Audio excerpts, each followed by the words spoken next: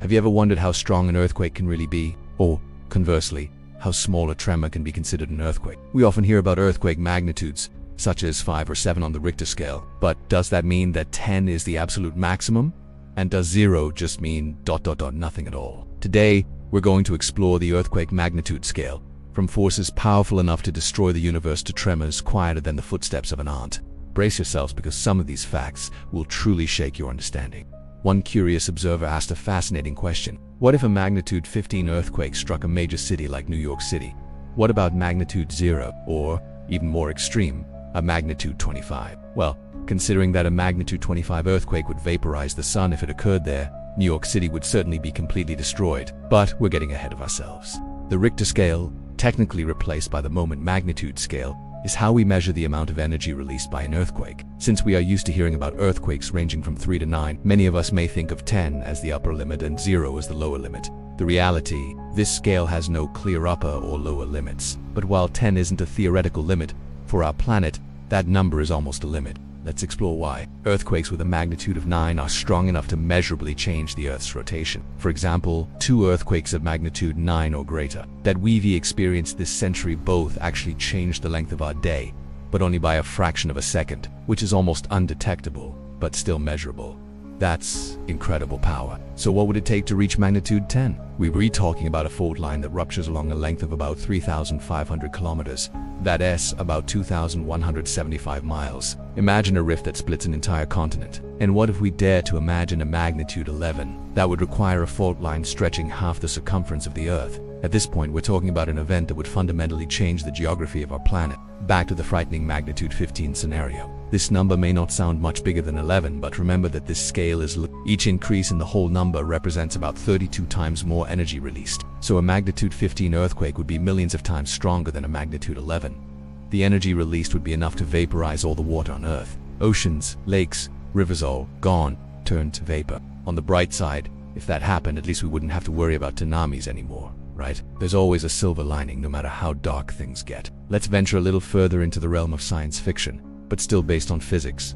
A magnitude 18 earthquake, this would release an energy of 10 to the 32nd power of joules. What does that mean in simple terms? It's equivalent to the gravitational energy that holds the Earth together. In other words, the energy needed to shatter our planet into tiny fragments. Remember the scene in Star Wars when the Death Star destroyed all? Well, that's almost the same as a magnitude 18 earthquake. Theoretically, we could talk about stronger earthquakes on Earth. But practically that would just mean that a cloud of planetary debris would be hotter and move faster through space.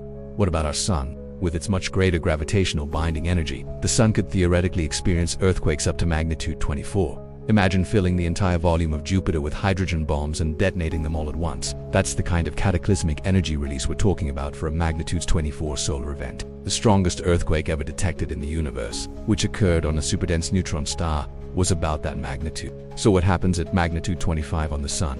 As our audience member asked. Simple. The sun will explode. Total annihilation. Alright. We've talked a lot about cosmic destruction and a violent universe. What about the other end of the spectrum? The very small, almost undetectable. Are there 0 magnitude earthquakes? The answer is yes. In fact, the scale continues past 0, well into negative numbers. Crazy, right? Let us take a look at some of these low magnitude earthquakes, and what it would feel like if they happened right in front of your house.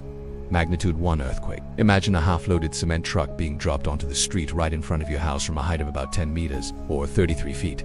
Thump. The vibrations and sound of the impact are equivalent to the energy of a magnitude 1 earthquake. You may be a little startled. What about a magnitude 0? Well, this one is a bit unique. It's the equivalent of an American football team like the Dallas Cowboys, running as fast as they can and crashing into your neighbor's closed garage door. Wham! The collective impact is about magnitude 0. Your neighbor may not be too happy, but at least your house is safe. Now let's venture into negative territory.